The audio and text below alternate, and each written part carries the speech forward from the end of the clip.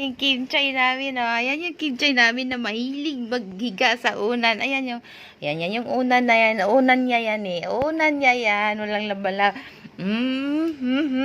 Ayan. Gusto kasi yan pagdating namin, pag dumating sa amin, naghahanap yun siya ng kakagatin niya, eh. Yung angat-ngatin niya. Nagpapakitang gilas yan, eh. Ayun! Kimchi namin na.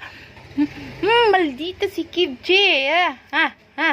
Tingnan mo naman yung posisyon na yung aking alaga yan. Ang sarap ng buhay. Ang sarap ng buhay niya, no?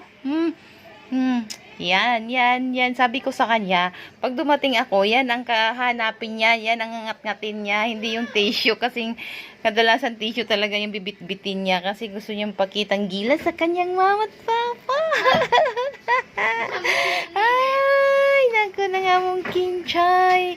Ang aming kimchi na yan. Ang aming kimchi na, oh. Na stress reliever namin yan, eh, oh.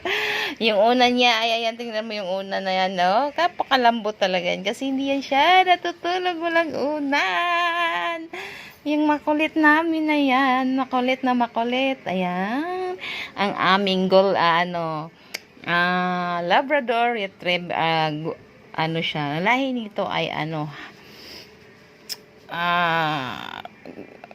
Labrador, ano siya, half